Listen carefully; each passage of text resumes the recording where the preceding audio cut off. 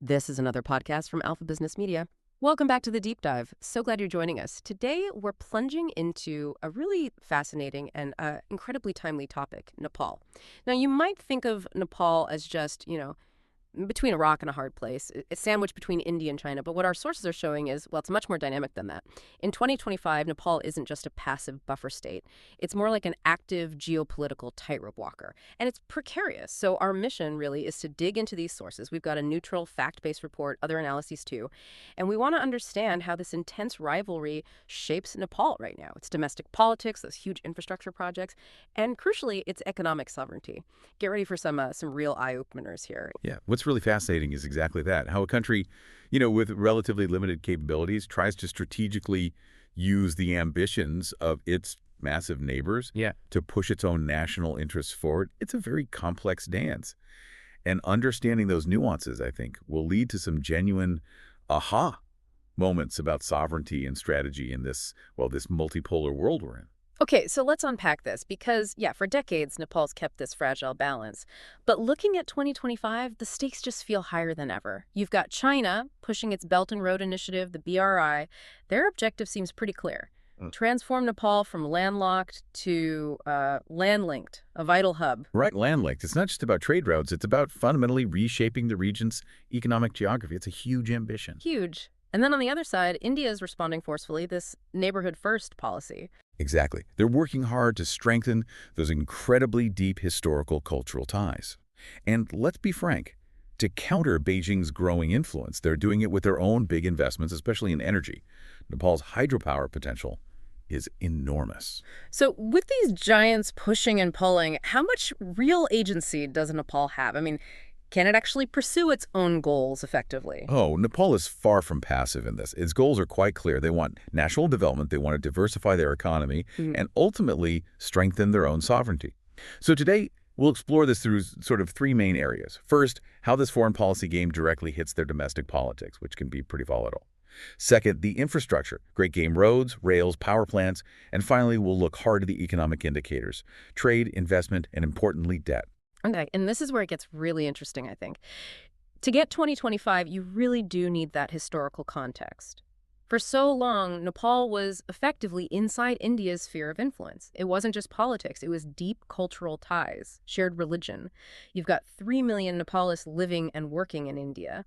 And Delhi always provided those crucial duty-free transit rights through India. For a landlocked country, well, it's everything, an existential necessity. It is. But that closeness, it had downsides for Nepal. They often felt India wasn't an equal partner, more like an older brother, maybe, prone to micromanagement, interference in their affairs. That 1950 Treaty of Peace and Friendship, the one that formalized this special relationship, it was controversial in Kathmandu right from the start. Many felt its provisions limited Nepal's sovereignty, gave India too much say in defense, foreign policy. And that long-standing resentment, that desire for independence, it naturally created space to look for alternatives. And China stepped into that space. Pretty quickly, yes. Formal ties started mid-20th century. They signed their own peace treaty in 1960, and then critically, in 1961, they agreed to build that road, Kathmandu to Tibet. That was the first real strategic move to break Nepal's isolation from the north. And it's worth remembering, during the 1962 Sino-Indian border war, Nepal stayed neutral. That really cemented the foundation for this balancing act policy. But the real catalyst, the thing that really pushed Nepal to diversify urgently, that was the 2015 fuel crisis, wasn't it? After Nepal brought in its new constitution, this unofficial blockade popped up on the Indian border. Huge shortages of fuel, essential goods. And in Kathmandu, rightly or wrongly, it was seen as deliberate pressure from India, a kind of punishment. Absolutely. It was a national shock. It just starkly highlighted Nepal's vulnerability, being so dependent on one neighbor for everything vital. A geopolitical wake-up call, you could say? Yep, definitely. It forced them to actively seek alternatives, to move beyond decades of dependence on India. And the direct result, pretty swift actually. March 2016, Nepal signs a landmark transit agreement with China. That formally ended India's monopoly on Nepal's access to seaports to global markets, a huge strategic shift. And this shift got reinforced by internal politics, too. The rise of Maoist and other leftist parties, led to closer ties with Beijing ideologically as well. So where we are in 2025, Nepal's policy isn't just a geographical necessity anymore. It's a conscious strategic choice. It's born from that history and a deep desire for more autonomy. Okay, so that historical context is crucial. Now, how does this high-stakes international dance play out today, in 2025, inside Nepal's own politics? Well, they're completely intertwined. Domestic politics and foreign policy balancing, you can't separate them. This rivalry between India and China, it's not just background noise. It actively influences who's in government, who's out. It shakes political careers. It drives public debate. A really clear example, March 2024. The coalition change. Prime Minister Prachanda, he abruptly broke his alliance with the Nepali Congress Party. They're generally seen as more pro-India. And instead, he formed a new government with the CPN-UML party, led by KP Oli, who's known for being, well, pretty strongly pro-China. So that was seen as a definite tilt towards Beijing then? Widely, yes. Yeah. It just shows how foreign policy becomes this key tool in the domestic power struggle. Leaders are constantly looking for support and, let's be honest, funding from either Delhi or Beijing. It sounds almost like political theater sometimes. These big announcements, deals being signed, feasibility studies launched. Oh, absolutely. There's a lot of performance involved. High-profile visits to Delhi or Beijing are staged for the home audience. Yeah. Signing an MOU, launching yet another feasibility study, it gets presented as this major diplomatic win, even if the actual project, moves at a glacial pace. We see that a lot with some BRI initiatives. The political points are scored up front. Right. The hard part, the actual implementation and cost, that gets pushed down the road. Exactly. Often onto the next government. But despite all these partisan games, you mentioned there's still a broad national consensus in Nepal about needing good relations with both. Yeah, that's important. Officially, the policy is still non-alignment, a balanced approach. Most Nepalists seem to agree on that, fundamentally. But the whole picture got even more complex with the third player, the United States. Ah, yes, the Millennium Challenge Corporation, the MCC grant, $500 million for energy and roads. That caused quite a stir. It really did. When Parliament ratified it back in 2022, there were huge protests. People were accusing it of being part of the U.S. Indo-Pacific strategy, aimed at containing China. Worries it would undermine Nepal's sovereignty. And now, adding to the uncertainty in 2025, there's talk in Washington about potential reviews, even cuts, to the MCC's global budget. So its future isn't even guaranteed. Not entirely, which raises this important point. Nepal's now basically juggling three major powers, not just two. Each comes with opportunities, sure, but also distinct risks. Okay, moving from that political chessboard, infrastructure, this seems like the main stage where the rivalry is playing out. Big projects, railways, airports, hydropower, pipelines, they're all tools, right? For soft power, for strategic influence. Definitely. Infrastructure is the key arena. For China, the Belt and Road Initiative, which Nepal joined back in May 2017, it represents this, well, potentially transformative opportunity, turning Nepal from isolated mountains into a transit hub, linking China to South Asia. And the absolute centerpiece of that vision is the Trans-Himalayan Railway, Karung in Tibet to Kathmandu. Hugely ambitious. Incredibly ambitious. In Nepal, it's seen as this potential strategic game changer, diversifying trade, reducing that reliance on India. But the challenges are just enormous. The terrain. Preliminary studies suggest something like 98% of the Nepali section would have to be tunnels or bridges. Wow, 98%. Yeah. As of mid-2025, they're deep into a feasibility study, due mid-2026. But the sheer scale, the cost, it's daunting. And there are other BRI projects talked about, too. Tunnels, roads, maybe hydropower. Right. The Toka Chahar Tunnel, upgrading border roads, potentially some hydropower projects. Though it's interesting, Pokhara International Airport, built with Chinese loans, China often calls it BRI. Nepal doesn't officially recognize it as such. A bit of a dispute there. But underlying all these specific projects, the biggest hurdle for China seems to be the money, right? Nepal wants grants, China prefers loans. That's the core issue. It's this fundamental conflict. And honestly, it's why 7 years after signing the BRI agreement, not one single major project is actually launched. Nepal is very nervous about JET. They look at Sri Lanka, Hambantota Port.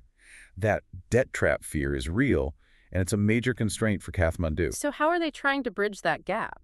Well, they signed a new Belt and Road Cooperation Framework Agreement in December 2024. And they basically sidestepped the grant versus loan fight by using this deliberately vague term, Aid assistance financing. Aid assistance financing. Sounds like kicking the can down the road. Pretty much. It lets both sides save face for now, but it doesn't solve the fundamental funding disagreement. It just postpones it. Okay, so while China's big plans are sort of stuck in negotiation, India's making counter moves with its Neighbourhood First policy, and their approach seems more diversified, building on existing strengths. Exactly. Strengthening existing ties, creating new dependencies where Delhi clearly has the upper hand. Energy is absolutely key here. India has positioned itself as the major investor and the only viable market for Nepal's electricity exports. The flagship project is the Arun 3 hydropower plant. 900 megawatts, built by an Indian state company. It's over 74% done as of June 2024. Should start generating power in 2025. And India uses that market power strategically. Very strategically. Delhi has a policy. They refuse to buy electricity from hydro plants built with Chinese involvement, whether companies or loans. That makes Chinese investment in Nepal's hydropower extremely risky. Where else would Nepal sell that power? There's no other major buyer. That's significant leverage. Huge leverage. And beyond hydro, India is also tightening ties in fuel supply. That big agreement in October 2024 for pipelines, storage. It ties Nepal's energy security even closer to India. And India has its own railway plan too, right? Yeah. The Raxaul-Kathmandu line, countering the Chinese one. It does. The location study is finished, but construction hasn't started yet. But what's really telling, as you pointed out, is the technical detail. India uses broad gauge rail. China uses standard gauge. Not compatible. Exactly. It creates a de facto barrier. You can't just run a train straight through from China to India via Nepal. It means India keeps control over access to its own massive rail network. Clever. And then there's the soft power aspect too. Aid and things. Yes, India is quite active there. Humanitarian aid, medical supplies like $2 million in vaccines and medicines recently in 2025. It reinforces that image of being a reliable long-term partner. So India's strategy isn't necessarily about outspending China dollar for dollar. Not really.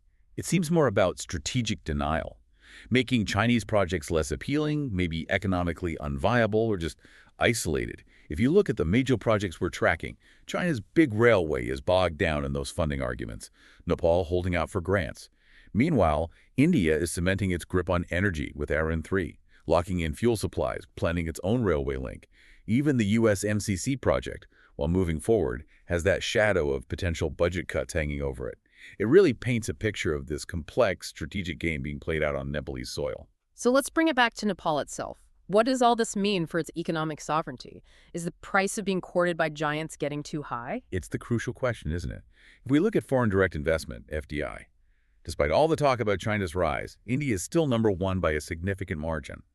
As of the last fiscal year, 22-23, India accounted for about 35% of Nepal's total FDI stock. China was around 12%. So Indian capital is still deeply embedded. Very deeply. Historically integrated, especially in industry, services. That hasn't changed overnight. But the trade figures paint a different picture, you said. A very different picture, yes. Nepal runs a massive trade deficit with both its neighbors. But the imbalance with China is particularly stark and growing. In the first 11 months of 23-24, trade value between them more than doubled. Sounds good, right? But it was almost entirely Chinese imports into Nepal. Nepal's exports to China were tiny, barely over $12 million, while imports from China were close to $700 million. Wow, that's a huge gap. It is. And that kind of asymmetry, it really increases Nepal's dependence on China as a supplier, and it does very little for Nepal's own export potential. Okay, now let's tackle that really sensitive issue. Public debt. We hear so much about the Chinese debt trap. Is Nepal heading the way of Sri Lanka? What's the reality in early 2025? The total external debt is over 1.3 trillion Nepali rupees. Right, and this is where the narrative often gets ahead of the facts. The absolute key point here is who Nepal owes money to. The vast majority of that external debt, almost 90%, is owed to multilateral creditors. Think World Bank, Asian Development Bank. And these loans are on incredibly favorable terms. Very low interest, really long repayment periods. It's concessional lending. Okay, so not commercial loans. Not primarily, no. Bilateral creditors, country-to-country loans, they only account for about 10% of the total external debt. And within that small slice, the biggest lenders are actually Japan, India's Exim Bank, and then China's Exim Bank. So the conclusion from the data is? Nepal is emphatically not currently in a Chinese debt trap. The structure of his debt doesn't support that narrative right now. That's a really important clarification. So why all the debt trap talk then? Where does that fear come from? The fear is about the future. It's about those massive multi-billion-dollar BRI projects we talked about, especially the railway. If those were to go ahead, and if they were financed with Chinese commercial loans, not grants, then it could dramatically alter Nepal's debt profile. That would increase dependence on a single creditor, China, and pose a genuine risk to financial stability, to sovereignty. That's the potential danger down the line. I see. So the debt trap narrative is used politically. Absolutely. It's a powerful tool. For opposition groups inside Nepal, it's leverage to demand grants from China. We don't want loans. Look at Sri Lanka. For India and the U.S., it's a useful warning to wave at Kathmandu. Be careful about getting too close to Beijing. Think about the debt. So this fear, real or potential, has become a major factor shaping Nepal's negotiations, and it's definitely slowed down the riskiest BRI proposals. So pulling it all together on the economic front, India still leads in investment and overall trade, but China's influence is rising fast, especially as a source of imports. And the debt for now is mostly manageable thanks to multilateral lenders. That's a good summary, yeah. All right, so wrapping this deep dive up. By 2025, Nepal is right there at the epicenter of this complex geopolitical game. It's actively trying to play the rivalry between India and China to its own advantage, trying to solve its own big problems, infrastructure, economic diversification. And in a way, it's worked, right? It's attracted these huge, unprecedented infrastructure proposals from both sides. It has attracted proposals, yes. But connecting this to the bigger picture, the price of all this attention is pretty high. These external rivalries, they spill directly into domestic politics. They cause that chronic instability we talked about. Foreign policy becomes a bargaining chip. And the grand projects themselves, the Trans-Himalayan Railway, the Raxol-Kathmandu line, they get bogged down. Endless negotiations, studies, fundamental disagreements on funding, on geopolitics. Public opinion polls are interesting here, too. They suggest Nepalists actually want a pragmatic balance. They value the deep cultural ties with India. But they also see China as a source of needed investment, a path to maybe faster economic growth. And don't forget the third player. Right, the U.S. and the MCC. That just adds another layer of complexity. Nepal's not just balancing regionally anymore. It has to think about global fault lines, too. So this brings up a really important question, then. If Nepal seems quite adept at navigating all these external pressures, what's its biggest challenge in 2025? Our sources seem to suggest it's not actually external, it's internal. The core issue isn't really about choosing India or China, it's about building strong, stable, competent domestic institutions, institutions capable of actually managing this incredibly complex balancing act. That's exactly right. Ultimately, the success or failure of Nepal's Himalayan tightrope walk, it's going to depend less on how generous Beijing is or how much goodwill Delhi shows, and more on the political maturity, the unity, and the competence within Kathmandu itself. A really profound thought to end on. What does Nepal's careful balancing act reveal about the true meaning of national sovereignty in our increasingly interconnected world? And what stands out to you from this deep dive? Something to think about. This has been The Deep Dive. Thank you for joining us.